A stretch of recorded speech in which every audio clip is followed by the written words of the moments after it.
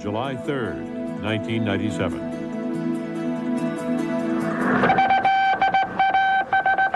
Late this afternoon, a bulletin from New Mexico, the Roswell Air Base, refuses to give details of what the flying saucers may soon be solved. In 1947, something happened near Roswell, New Mexico. Just what? Depends on whom you talk to. Some creatures died here, and a long, long way from home.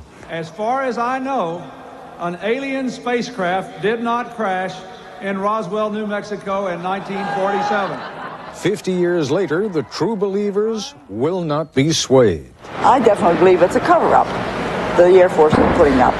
I think something did happen. And now the people of Roswell are facing another invasion. Tonight, Roswell, the making of a myth.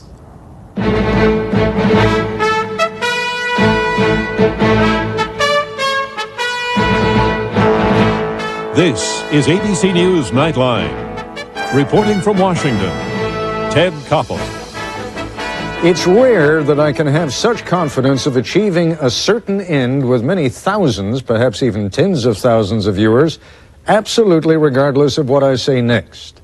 Among you watching tonight are many people who believe, without question, that an alien spacecraft crash-landed in Roswell, New Mexico 50 years ago. If I told you that I've examined much of the evidence, spoken with experts, and have now reached the conclusion that the event did happen, that would become an additional building block in your belief system. Well, Koppel believes it, you could say, and he has access to a lot of information and a lot of high-ranking people in the military and the government. You could cite that as a piece of evidence for your side in the ongoing argument. If, on the other hand, I were to dismiss the story as nothing more than an intriguing but unsubstantiated combination of rumor, misinformation, and legend, I would instantly be regarded as part of the government cover-up, the existence of which is not only assumed, but has actually become the most compelling piece of evidence that something did happen. That sort of thing occurs all the time. When an authority rejects something we fervently believe, we either have to change our belief or we reject the authority. If it's any comfort to you, ABC News took a poll and found that 3 out of 4 Americans think the government is keeping important information about UFOs secret. Here's Jeff Greenfield now reporting from Roswell, New Mexico. Hundreds of reporters, thousands of visitors, millions of their dollars are pouring into this town in southeastern New Mexico. The look and the feel of Roswell is very much the carnival atmosphere you'd find at a Super Bowl or political convention. And that's what makes it all so utterly strange. For what's supposedly being commemorated here is nothing less than the single most astounding event in human history. What we may in fact be celebrating is the astonishing human capacity and need for belief. Roswell, New Mexico has never been a tourist destination area. And we hope this UFO encounter and the publicity we're getting this will propel us into that area. Hotel rooms are sold out, and I understand for communities as far away as 100 miles away have a lot of people who are going to be coming here. The only fact that we have about Roswell is that something happened near Roswell 50 years ago that is still covered up. High security. I really think that something did happen in 1947. I'm not sure, but I'm not discounting the whole possibility either. And yourself? I definitely believe there's something happened here. But what's packing them into Dennis Ballface's museum is what millions of Americans think that something was. I think there's very strong evidence that in fact it was extraterrestrial in nature, that bodies were recovered, that a craft was retrieved, and that there has been and continues to be an enormous cover-up to this day. The Roswell story begins with this 50-year-old headline that the Air Force dismissed the very next day.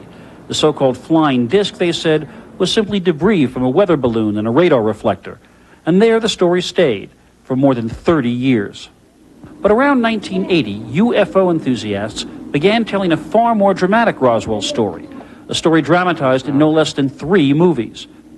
You may be the first person in human history ever to see writing from another world. A Roswell mortician told of being asked for child-sized coffins, a trip to the Air Force Base where he witnessed near panic, conversation with a nurse who spoke of alien bodies being brought in for autopsies.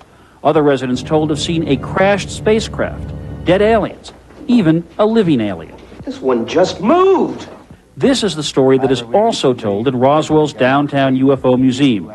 And it's on display in a more modest competing museum near the long-closed Air Force Base where the creatures were supposedly brought. All the wreckage was taken right out here to the Roswell Army Airfield. The pieces, the saucer, the bodies, the whole works was taken to this base just a few blocks from here. For the truly curious, they can come some 25 miles northwest of Roswell and pay $15 a head to be taken down the road 8 miles or so, where something truly historic almost certainly didn't happen. Don't trip over a cactus.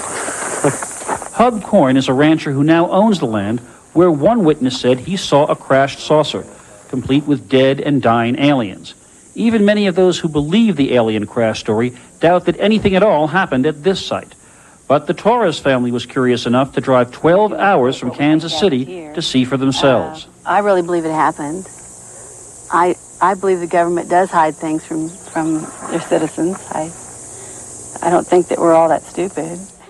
We're confident once the report is out and digested by the public that this will be the final word on the Roswell incident. Last week, with exquisitely clumsy timing, the Air Force released a report on Roswell, repeating its 3-year-old assertion that the debris found was from a top-secret experiment to detect Soviet atomic tests. The report also offered persuasive evidence that the stories of alien deaths were a mixture of fabrications and bad memories. Supposedly mystery sources were identified. Those still alive denied any knowledge of such events. But the report also claimed that the alien bodies some witnesses said they saw may have been test dummies, dummies that the Air Force did not begin deploying until 6 years after the Roswell incident, an apparent inconsistency that has many here in Roswell scoffing. To us, basically, I think it's the biggest insult to the intelligence of the American people in many years. Why did they wait 50 years and then finally tell us? Yeah, and then if they're just dummies, why should they cover it up? Or consider what happened to Kent Jeffrey, a commercial airline pilot who wrote the Roswell Declaration, a petition that urged the government to open its UFO files. I even considered the possibility that the Roswell incident was indeed a real UFO. When Jeffrey obtained once classified files, he learned that top military officials back in 1948 had no evidence at all of UFOs, and in fact were hoping to find such evidence. A Colonel Howard McCoy, who was Chief of Intelligence for Wright-Patterson Air Force Base, stated if only one of these would crash in an area where we could recover it and find out what they are, words to that effect. And what happened when Jeffrey published his findings? I was surprised by some of my friends, really, for all intent and purpose, totally disowning me because I was no longer towing the party line. In part, the power of such convictions has been massively reinforced by the media. There's no recovered spaceship. Excuse me, Mr. President. That's not entirely accurate. Government cover-ups are now a more or less permanent part of any TV or movie plot dealing with aliens. A plot line, in turn, reinforced by the post-Watergate frame of reference that has seen a steep decline in trust in government. The X-Files have been shut down. But it's more than just distrust in government. There is a powerful hunger to believe in life on other worlds, and that hunger is being constantly fed. Our bookstores are filled with allegedly eyewitness accounts of sightings, abductions, contacts. The whole notion that we are connected with something larger, in any case, I'm glad that we're finally sort of coming into a time when we can all sort of look at that rather differently than we did, let's say, in 1947. And say, well, maybe it's time, maybe it's time that we connect, because it would be truly not only remarkable, but frankly a little appalling if we were indeed alone in the universe, don't you think? So what is being celebrated here, then, may well be neither science nor science fiction. It may well be the celebration of faith, a faith that teaches that if we only believe powerfully enough, we will reach the heavens, or they will reach down to us. That when we wish upon a star, our dreams do come true. I'm Jeff Greenfield for Nightline in Roswell, New Mexico. When we come back, we'll be joined by a true believer and by an avowed skeptic of the Roswell incident. This is ABC News Nightline, brought to you by Cadillac.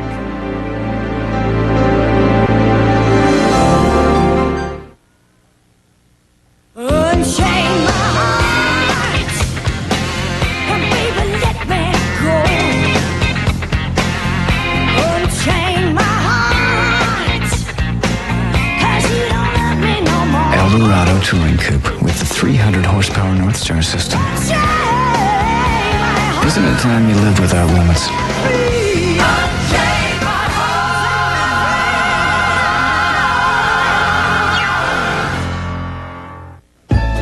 If you're busy, and who isn't these days, you don't have time to fool with brake repairs. So at Midas, we give your brakes a thorough inspection and explain your options. It's the Midas way, a better system for you and your car. There's great news from Sears in there. Really? Yeah, you can save on all appliances and electronics during Sears semi-annual sale. Plus 0% finance charge. That's no billing, no payments till January 98.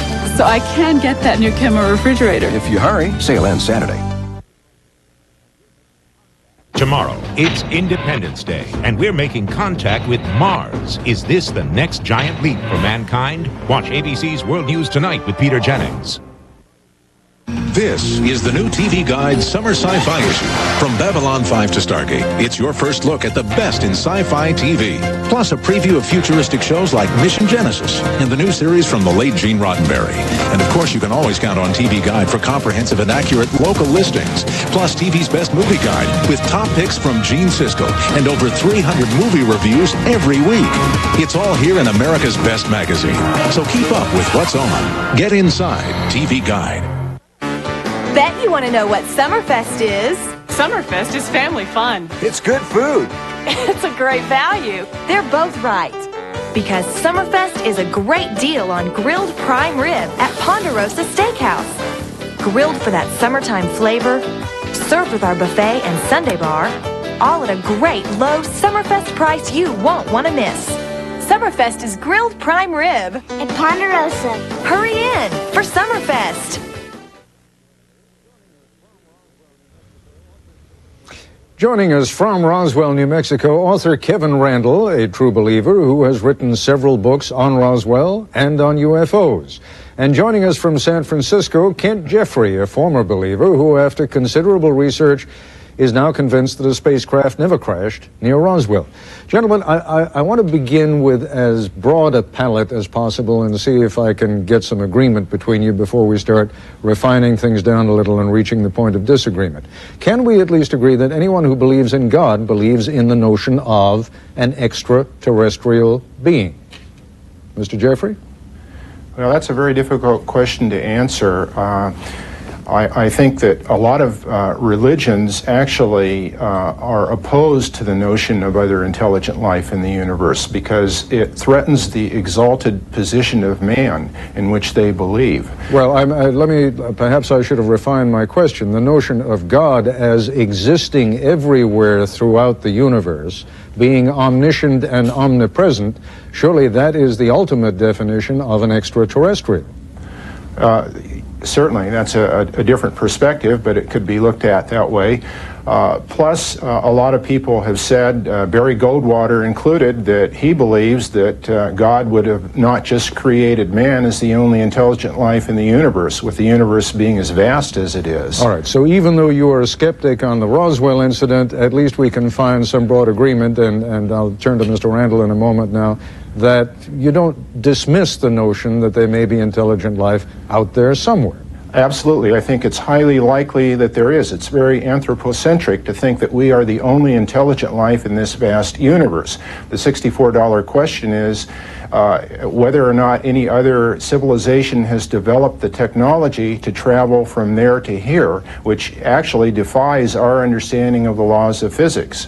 I think there has been some very, very interesting sightings by highly credible people that cannot be easily explained. So I do feel that this is something that deserves scientific scrutiny. All right, Mr. Randle, let me first of all get your thoughts on what we've just been talking about, and then we will begin to narrow things down to Roswell. Well, I have to agree with Kent that it would be very, very narrow-minded of us to believe we're the only intelligent life in the universe. And I agree that a lot of the physicists that are discussing the possibilities of interstellar flight suggest that it's physically impossible, but things that were physically impossible 100 years ago are now possible to our science. So I think we have to take a look at the possibilities that these things can get there from here, or get here from there. And we also have to be mindful, as Kent pointed out, that there are some very credible sightings from very credible people that are not easily dismissed. And we have to take a look at the whole thing. The problem with the UFO phenomena is there never really has been a good, solid scientific investigation of the phenomena that is not biased in one way or another. Let me ask you, Mr. Randall, precisely what it is you do believe happened in the town in which you are at this very moment. I believe that there was a crash of an alien spacecraft, that the government, through the United States Air Force at the time, the United States Army Air Force, recovered the craft, recovered the bodies, took them first to the Roswell Army Airfield, and later transported that material from Roswell to Wright Field, Wright-Patterson Air Force Base in Dayton, Ohio. Now, let me ask you this question, because I'm sure the question has been asked, but I've never heard the answer. What is it that the government has been able to extract from that finding over the past 50 years that has been put to any kind of use, good, bad, indifferent? In other words, can you point to anything that you think is connected to knowledge that the government has extracted from what you believe happened in Roswell? I look at the technology of the craft, and I look at it as if we took a power pack, a VCR, and a videotape back to ancient England, and we showed it to Merlin the magician, and we said, decode this. And you've got a piece of black ribbon, but you have to understand two things that are invisible before you can decode it and get the pictures and sound. And I think the technology that was recovered at Roswell is so far beyond our capabilities at the moment, it has not been applied to anything on Earth, with the possible exception of some of the stealth technology. That may have been a clue that led to the stealth technology, but I have absolutely no evidence to suggest that is true. We're going to take a short break, and when we come back, I'd like you both to help me with how we can bridge the gap between you and what you stand for on this program tonight. We'll be back in a moment. A black Lincoln? Yes, sir.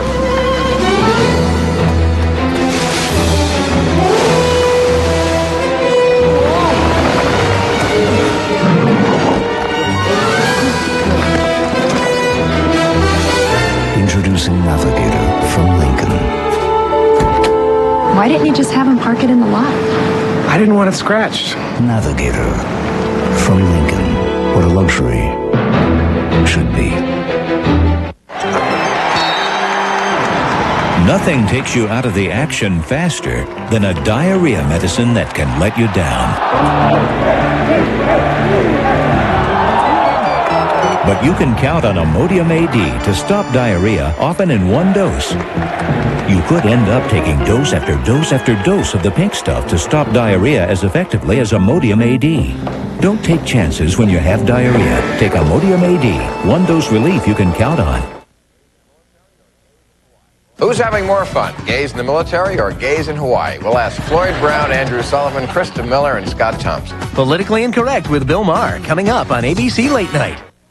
The biggest athletic shoe sale of the year is at Just for Feet this week. $19.99 blowout. Our warehouses are jam-packed with your favorite name brand. $19.99 blowout. Sandals, boots, basketball, baseball, tennis, cross-training, aerobic. $19.99 blowout. Famous names like Reebok, Converse, and many more. $19.99 blowout. Values that were up to $89.95. $19.99 blowout. This week at Just for Feet, where the 13th pair is free. It's just not summer until you drive into Sonic. Day or night, it's a great place to people watch. I like to see their faces when they try one of our new fresh fruit slushes. There's our lemon slush with fresh sun-kissed lemons, our lemon berry slush, and our fresh lime slush. They are totally fresh and very, very cold. I recommend you drink them slowly. We've been having fun all summer long. This is the new TV Guide Summer Sci-Fi issue. From Babylon 5 to Stargate, it's your first look at the best in sci-fi TV. Plus a preview of futuristic shows like Mission Genesis and the new series from the late Gene Roddenberry. And of course, you can always count on TV Guide for comprehensive and accurate local listings. Plus TV's best movie guide with top picks from Gene Siskel and over 300 movie reviews every week. It's all here in America's best magazine. So keep up with what's on. Get inside TV Guide.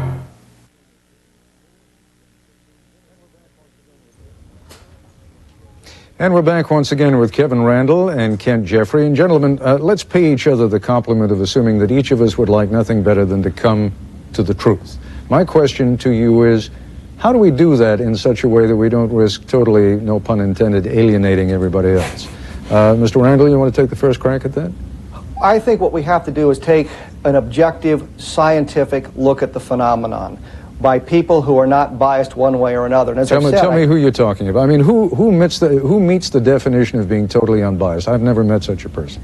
Well, what I'm suggesting is a study that doesn't have a hidden agenda. The Condon Committee, the University of Colorado study, we can now document that the Air Force told the Condon Committee exactly what to find, and then we went out to find it. I think we need a body of individuals, and yes, I understand that nobody is totally unbiased, but a body that is going to look at the UFO phenomenon in such a way that the information will come out no matter what it is, good, bad, or indifferent. And I think we need to establish that credibility before we can go any further in the investigation. Let me stop you right there. Mr. Randle, here's the problem as I see it, and it's almost a philosophical problem. Let's say, for the sake of argument, that we come up with a kind of group that is totally acceptable to you and those who believe as you do, and totally acceptable to people on the other side of the equation.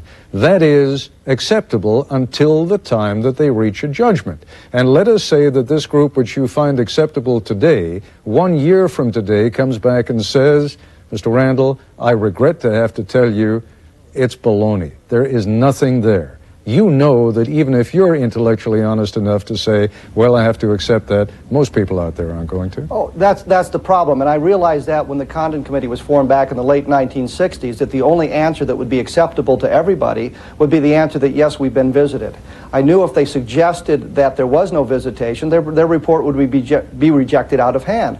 But if we go back and we study that report, we find out that there's good reason to reject it. There's also documentation from the late 1940s, 1947, that suggests something did happen at Roswell that was extraterrestrial in origin. And I refer to an FBI document that J. Edgar Hoover wrote in his own hand that the Army had recovered some discs and wouldn't let anybody take a look at it. So there is documentation to support both point of views. And that's where we get into the major problem here. There is information on both sides that I find particularly compelling. But when I've talked to the Provost Marshal for the 509th Bomb Group, Major Edwin Easley, who retired as a colonel, and he tells me the craft is extraterrestrial, I find that to be very compelling evidence. This man had no reason to lie to me. He had no reason to make this up. He was not seeking the spotlight. He did not come forward with the truth. I searched him out based on looking at the documentation of who was at Roswell in the late 1940s and who had been in what positions to try to find people who could either corroborate the story of an alien spacecraft or who would corroborate the idea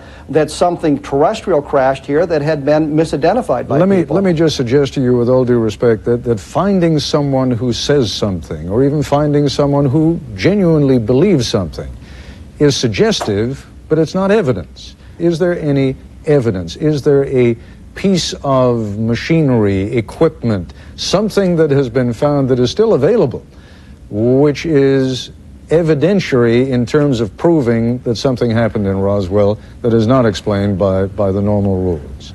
There have been many claims of such evidence, but none of them have panned out. They've all turned out to be hoaxes. The only evidence we have is the evidence that indicates that it was not extraterrestrial.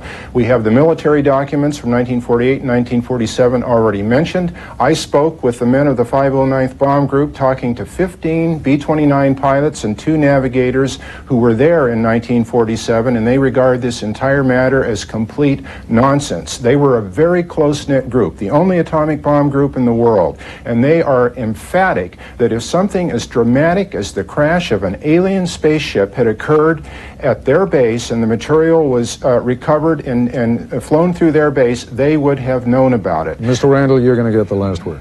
Well, good. The answer to that is Brigadier General Thomas J. DuBose has told people on videotape that they were ordered by SAC headquarters not to talk about this. And if you get orders from a general telling you not to speak about something, you do not do so. So the fact that he's found people that don't know anything about it is really irrelevant. We've got to look for the entire group. I take your point, but the fact that the general says don't talk about it could mean that what he's covering up is evidence of an alien appearance on Earth, it could also mean 1,000 other things. Ted, I have a sworn statement from 3 men who spent 17 years collectively at the Foreign Technology Division at Wright-Patterson Air Force Base, where this craft has supposedly been kept. These men have put their honor and their reputations on the line historically and signed a statement here saying, by their word of honor, no such ship, no such secret hangar was there. They have gone on record. You may as well put it down, because all I can see is a sheet of paper with some print on it. And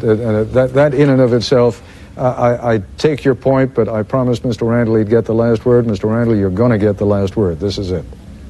I have an equal number of high-ranking individuals who are involved in the case who have also gone on the record and put their reputations on the line, and I think my 2 colonels and Brigadier General trump Kent Jeffrey's 3 colonels. No, I have a 4-star general who was the base operations officer in 1947. Gentlemen, and he states unequivocally, no crash flying saucer. I got a full house. We're out of time. I'm afraid that's going to have to be the last word, but I'm very grateful to both of you for participating in this conversation. Thank you so much. I'll be back in a moment with a word about tomorrow's Nightline Friday Night Special.